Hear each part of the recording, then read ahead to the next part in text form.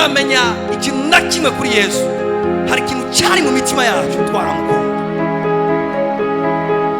Kumukorera n'umuriro kandi atabintu byinshi cyane uramenya kuri Bibiri ivyo ivyita urukundo. Imana utiyumvira igihembo na kimwe, utiyumvira merci y'umuntu n'umwe. Ikibazo si n'abantu, ikibazo ni wewe nyene. Hinduka wewe nyene hejuru ubikemura indani. Urabiza tuyu muzi nawe uranduye, igiti ntikizosubira kunaka ugira uza aho nyene. Wumvise Imana.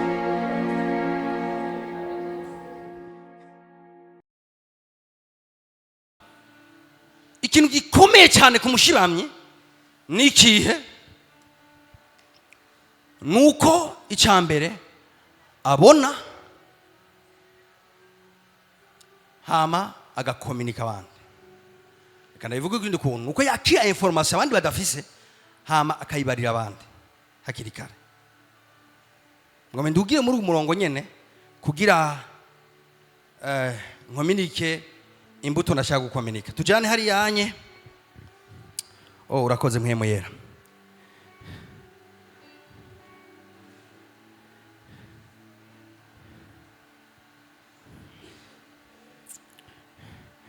Turiko twiga ikigwa kivuga gute? Ukwizera kugize iki? Gushikamye. Okay, Abaroma 10 umurongo wa 17. Angombe ndahavuge utuntu ibintu kanaka byo gufasha. No kukwemera kuva kukumva. Iri jambo bavuze ngo ukwemera, mwese murazi ko ari ukwizera. Ku muntu afite Bibiliya y'Igifaransa cyangwa y'Icyongereza, mwese murazi ko handitse ngo ukwizera kuva kukumva. No kukwemera kuva kukumva, no kumva kuzanwa n'ijambo rya Kristo. Twese tuvuga tukwizera kuva kukumva ijambo rya Kristo. Banimana, ukwizera ni kuva kukumva ijambo rya pasiteri. Kwizera ni kuva kugusoma gusa ivyanditswe. Ukwizera kuva kukumva ijambo rya Kristo. Mu yandi majambo, muri iri jambo nyene ndiko ndigisha, Kristo atakuganije muri aya majambo, nta kwizera wakira. Kuko ukwizera kuva kukumva ijambo rya Kristo. Igihe Kristo avuze niyo umutima ushobora kwizera. Igihe Yesu akominitse umutima w'umuntu, igihe Mpwemu yaravuganye n'umuntu, niyo honyine umutima ushobora kwizera. Ndiko ndasoma Bibiliya, ukwizera ni kuri muri ibi ndiko ndasoma. Ukwizera mu byo Mpwemu Yera aza kunyigisha muri ibi ndiko ndasoma. Ukwizera kuri mwishurirwa nza kwakira mpawe na Kristo muri ibi ndiko ndasoma. Vyumvikana ngo umuntu ashobora kuguma yiga nigera cakira ukwizera. Mbwa umuntu arashobora mbere no kwiga rimwe canke kabiri, mbwa ho nyene akavugana na Kristo, data akamukome n'ikintu, uwo muntu avuganye n'Imana niwe mu mutima we hiyubaka ukwizera. Alors cyumva ko hari umuntu avuga ati je wamenga ndazi ibintu byinshi, uwo menga narasomye Bibiliya, uwo menga narumvirije abakozi b'Imana benshi, mbwa numva nafise ukwizera ko hagara imbere y'iki kintu. Ikibazo si ibyo wumvise, ikibazo ninde yakubariye. Uwariwe n'umuntu nta kwizera ushobora kugira. Ngo uvuganye n'Imana mu byo umuntu ariko aravuga, ukwizera kuri yubaka. Praise God. Alors kwizera ni gufise source zibiri. Ukwizera gufise source imwe ni jambo rya Kristo. Igihe Kristo avuganye n'umutima wawe, ukwizera kuri yubaka. Ucyumva ko igihe Bibiliya ngo bamabiga ariko nibashike kukumenya ukuri, nibishika ko batumvise ukuri, bishika ko batayishuriwe ukuri, bishika ko batigeze bashika ahantu ngo Mpwemu Yera akominike imitima yabo. Ko Mpwemu yakominike imitima yabo, niho kwizera kwiyubaka mu mitima yacu. Haleluya. Alors umwanya rero nagomenda babwiye agaciro k'ijambo Kristo akominitse umuntu, kuko niko kwizera. nk'ubu uri kuriga ijambo hama Kristo akagukominika abantu Imana narabimenye. Iyo tuvuze umuntu ngo irinde ubwoba ushobora kubwirinda ata jambo rihishuwe riri mu mutima wawe. Umuntu wenyine muri nosi azoguma ahagaze n'umuntu ijambo ry'Imana rihagaze mu mutima wiwe kuvyukure ari ijambo ry'Imana atari inyuguti. Revelation y'ijambo kanaka yararyakiriye umunsi umwe riri mu mutima wiwe. Iryo jambo riri mu mutima wiwe pempote inzira yocamwo bari Imana pempote ahantu yoca n'ibintu vyoba bihari. Iryo jambo rifite kapasite yo kumukura aho hantu rikamuha umunezero, rikamuha amahoro, rikamuha amagara meza, rikamukomeza, rikamuha ivyizigiro vyejo. Uko niko abantu bapfana ijambo ry'amagara meza akaba afise icyandiko akaguma catura hama ingwara ikarurira kumwica. Nafise revelation y'iryo jambo. Praise God. Uko niko umuntu aba afise ijambo kanaka rya protection akaguma ryatura umwamurashwe n'umwasi ukamushikira kandi ukamwica. Igikomeye si ivyo umuntu yatura, igikomeye ni umuntu ariko yatura ivyo yizera. Ivyo yizera navyo byavuye kuri revelation ya Kristo. Praise God. Bibiliya ivuga gutya muri 2 Corinthiens 4:13 ivuga ngo turizera nico gituma tuvuga. Mu yandi majambo igikomeye ntiyatangura kwizera, ntiyatangura kuvuga, hatangura kwizera. Utarizera ntuvuge kuko uvuze ni nk'icuma gisavye. Nga igihe wizeye, igihe mwemwe yagukominisa ikintu hama ukavuga, iryo jambo mw'isi y'imwemu rifite ubushobozi bunini cyane. Kaze taraba. Bibiliya ivuga gutya usomye muri Zaburi 29 uhere ku murongo wa 4 ivuga ngo ijwi ry'Uhoraho rirakomeye, ngo riri powerful, ngo ijwi ry'Uhoraho ikindi kintu ava ngo riteye ubwoba, ngo ijwi ry'Uhoraho rishobora ngo gukuraho ubugaragwa, ngo ijwi ry'Uhoraho ngo rishobora gusenyura ibiti by'amasederi. Ijwi ry'Uhoraho ngo rishoboye gukora ibintu bikomeye cyane. Nga wumviriza ikintu kibikora ni ijwi ry'Uhoraho rivugiye mu mutima w'umuntu kanaka. Igihe cyose Imana ikiravuga mu mutima w'umuntu bari Imana, uwo muntu pempote ibyo wogira ngo umubloke ntushobora kumubloka. Iryo jambo riko riravuga muri we riragusumba, risumbye inkomezi abantu bose, risumbye ubushobozi amasituwasiyo yose, risumbye ubushobozi amabariyeri yose. Iyo umuntu afite ijambo ry'Uhoraho bari Imana muri inosi pempote igihugu yoba arimwo, umuntu afite ijambo yavuganye n'Imana. Reka ndababwire abantu benshi bavuga ko bumvise Imana ntayo bumvise. Ntushobora kuvisa ijambo ry'Uhoraho ngo uri kuradegezwa hajya. Ijambo ry'Uhoraho mu mutima w'umuntu rimeze nk'umuriro uri kuraka. Niwo kumva Imana hama ngo udegezwa ahantu quelque part. Mbere wumvise ubwo umenye ko ari sinye ko ibyo wari wibaza ko wabwiwe n'Imana atari byo. Imana yavuganye n'umuntu. Aha twese twomuyoberwa umuntu yavuganye n'Imana. Haskatalaba shatakabaya. Umwasi arabizi rero. Turi mu makorero nk'uku urazi ikintu abari karagira, abari karondera ingene ni gute abantu no basamaza nibakira ijambo ry'Imana. Bumva ibivuzwe mbwa nibakire. Kristo ntavugane nabo. Ni gute bariko bariga no guma ndamusamaza kugira ntaronke revelation. Kuko ijambo ry'Imana bone Imana umuntu arikeneye kuryakira, aribera amaso, hari ibintu agira. Ndaza kubigaruka ko vers la fin y'ikigwa cyanje. Kaze taraba. Vuga tukwizera kuva kukumva ijambo rya Kristo. Ndababurero bukenya. Tujana hariya mu kuvayo.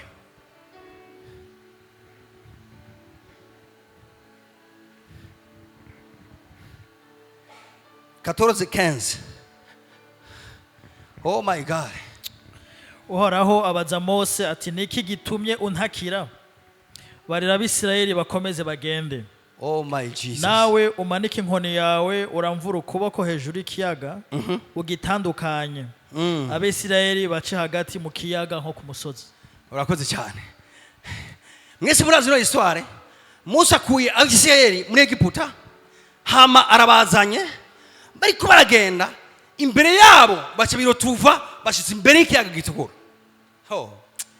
Reaction bagize yaragaragaje neza ko batigeze bumva Imana, kuko Abisirayeli ntibigeze bahura n'Imana. Mose yaragiye gusa ababwira amajambo y'Imana. Alors c'est très important kumenya Imana ku giti cyawe ukaronka na revelation y'Imana ku giti cyawe.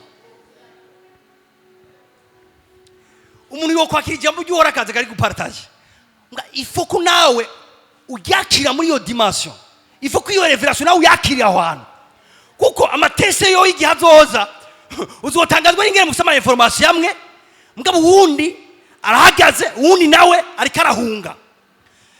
Biro tuva kugiyaga gitukura, biro tuva kugiyaga gitukura bacha batangura kumbwira ati Mose ibi nivyo twamye tukubwira tukiri muri Egiputa, kubera iki wadukuyeyo muri Egiputa ntamba zari ziriyo, iyo tureka tukitekanira ngaha ukareka kuza kutwicira muri ubu bugaragwa.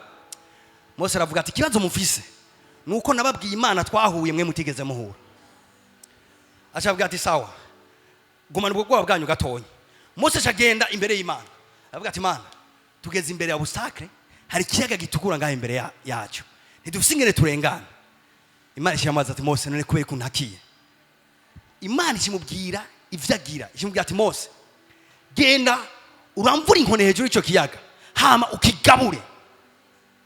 Mwumvize abantu Imana mu mateka y'isi nta na hamwe Mose yari yigeze yumva ikiyaga kingana n'ikiyaga gitukura cipasuramo kubiri, uruhande rumwe rukaja hepfo urundi ruhande rukaja haruguru, hagati hagasigara humye nk'isi. Mbwa kubera avuganye n'Imana araronka iyo capacité yo kuvyizera, kubera ukwizera kuva kukumva Imana. Imana ivuganye na Mose, Mose aravuga ati bari Imana mwari muzi ko Imana ikubariye ni communica amatwi, Imana ikomunika umutima. Imana ivuganye na Mose, Mose acayumva ati ni information bwa mbere shasha mbwa numva binashoboka, kubera iryo jambo ryamuzanye ko faith, ryamuzanye yuko kwizera, yumva birakunda ko yogabura ikiyaga. Hama Mose acarahaguruka acaragenda, we yavuga ati Imana ko yavuganye nanjye ikiyaga pembo dingene kingana c'est trop tard. Imana yavuganye na numvise Imana acaza byabise atumviriza. Imana ibwiye ngo ni mubandanye ikiyaga kiri ngaho, ati mubandanye shoreramwe amaguru mugende, ati hanyuma nanje ngira ivyo imbwiye kugira. Abishe bacha bafata inzira baragenda. Kindi kintu kubwira abantu Imana, umuntu yumvise Imana afise na capacité kudirija abantu. Uribaza abantu bahagaze imbere y'ikiyaga bazi ikiyaga nabo kimaze gutwara, akaja ngo shoreramwe amaguru tugende.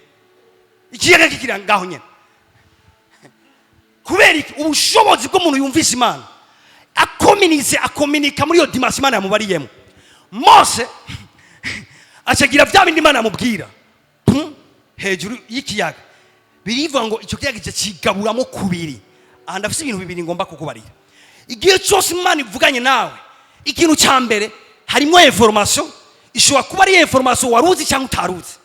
Icya kabiri harimo autorité.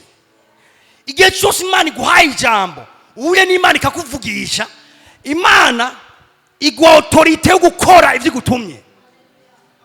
Nimunyumvise neza abantu b'Imana. Nuwo Imana ikubwira ati camuru ruhome, bisigura iki ngaha? Iguhaye information d'abord ko bishoka kuca mu ruhome. Icya kabiri iguhaye power, iguhaye autorité, iguhaye ububasha bwo gushobora gutraversa ngaha. Mwanyumvise neza. Imana ikubwira tujya n'umufasha wawe. Icya mbere ishobora kuba ari information shasha, mbwa icya kabiri iguha niyo grace yuko ugiye kuvuga nawe ajya kuvyumva. Kaze tarabaya iguha niyo capacity, iguha nubwo bubasha, iguha nubwo bushobozi. Imana ikubwira ati kaze balaya, ikubwira ati kajya nakazi kiwawe genda udepose hajya. Iguha information kimwe mugabo iguhaye n'ububasha bw'uko iyo dosiye yawe hari ukuntu isa, hari ukuntu isizwe, hari ububasha ufatanye nayo. Askatalabaya igihe yabwiye ati numvise Imana imbwiye ati shorera ibirenge byanyu ngaho hama tubandanye. Bose baravuze ati sawa ko ari Imana ikubwiye turiza kubiza gucamwa. Mose aravuga ati hey bari Imana, iyo Mose atavugana n'Imana nibibaze ngo ari kugabura ikiyaga gitukura ngo bishoboke. Ijambo ry'Uhoraho Imana yavuganye nawe biriva ngo yamira inyuma y'ijambo ryayo kugira ngo irishitse. Nshuti yanjye nikiye kintu Imana yavuganye nawe, niriye jambo ufise muri we Imana yabwiye umutima wawe, nagomba nakubwiye ngo nawe gomba imyaka 100 iracari inyuma yaryo kugira ngo irishitse.